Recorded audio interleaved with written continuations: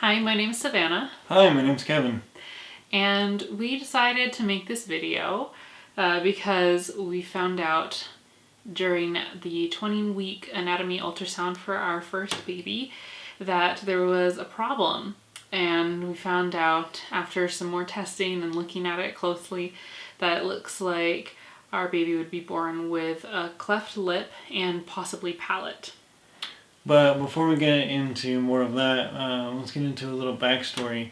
We've been trying to have kids for not too long, just for a couple months, and it just worked out that we were able to get pregnant pretty quick, and we were super excited, like I believe most first-time parents would be. Yeah.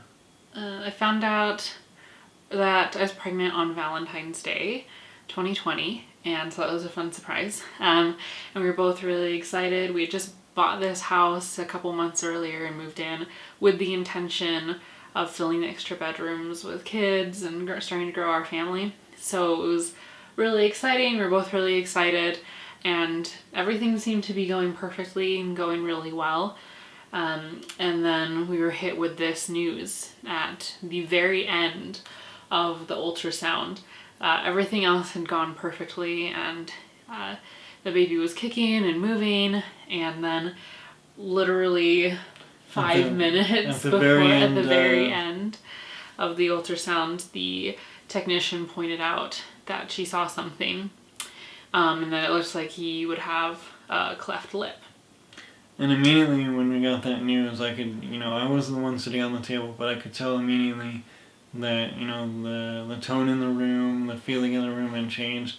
We were, really so excited in that appointment, and I could just tell that, just things changed. Nothing was going to be the same after that.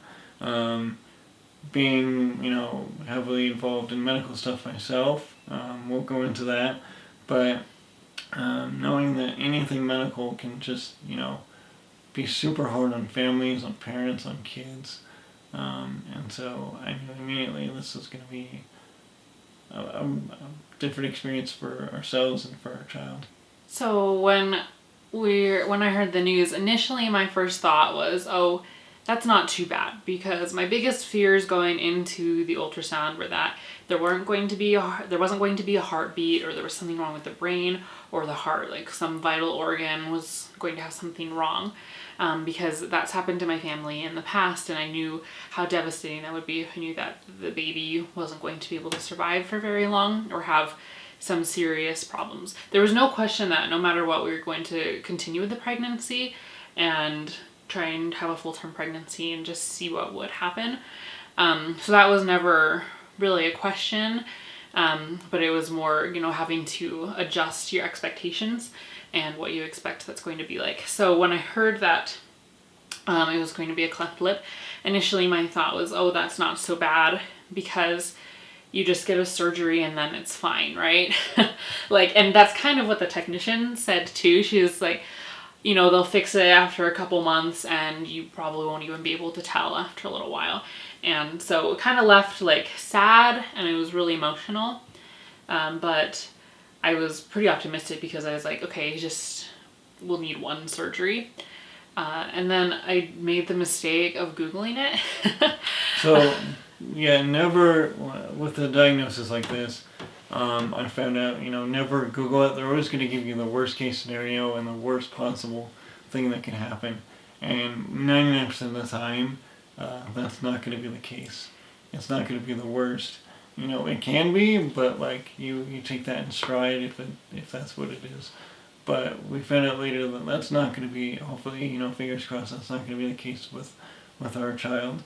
And so seeing these terrible images puts all those into your head, this is what it's going to be like, and that's just not the case. Yeah, all the image results were of worst case scenarios, and these poor children who'd had to go through literally dozens of surgeries, and how hard it was for parents. And it was just, all the information was just blocks of text that sounded really scary about the number of surgeries and things that could go wrong and might go wrong, and how a cleft lip and palate could affect so many things. And it instantly just became really overwhelming, and I just got very scared. I think would be the right word. Like, I was extremely nervous and scared. I was sad because basically everything I'd expected from my pregnancy and what it would be like those first couple months after changed immediately. And it was definitely a grieving process, because you're losing something. You're like losing those expectations. You know that when your baby is born, like, it's not going to look like other babies. And that can be, even though it's going to be perfect to you, you know, it is like this thing that's on the face and will stand out to anybody else. And so that was kind of really hard. Also knowing that it would affect like breastfeeding and possibly sleeping, hearing, like these other things just got really scary. And I was just overwhelmed with this information. After going to maternal fetal medicine and having another ultrasound or two, determined that the baby had a unilateral cleft lip, so just on one side, on the left side. And it's rare that you can see the palate in an ultrasound, but he was behaving well, I guess. And we can see that the soft palate, it looks like, is affected, according to what the second doctor told us.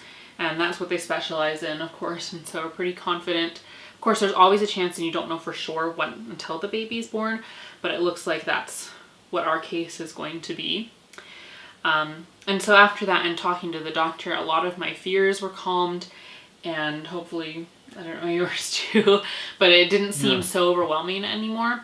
And after talking about it together, we kind of decided that what I wish that we'd had those couple weeks in between of just being bombarded with information and all these stories was that we knew somebody or had somebody that had gone through this experience, and that we could connect with or kind of see one example of the story and what the journey was like.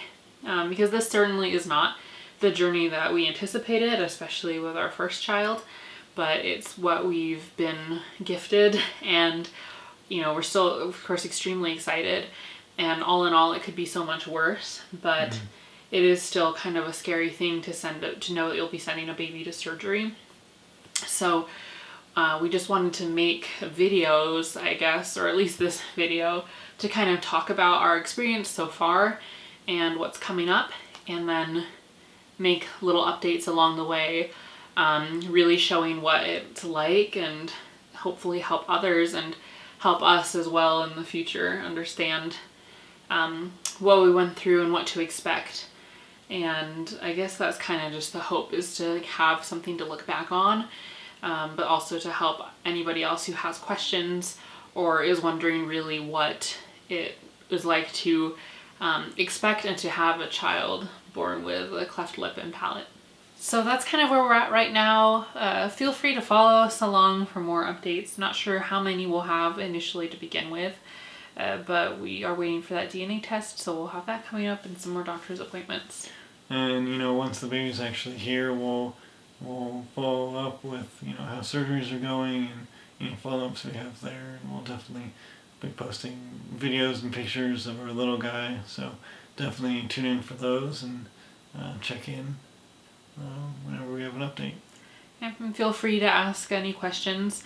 I think we're pretty open books. I'm not afraid to talk about it, or if I don't know something, I'll try and do some research or point you in the right direction.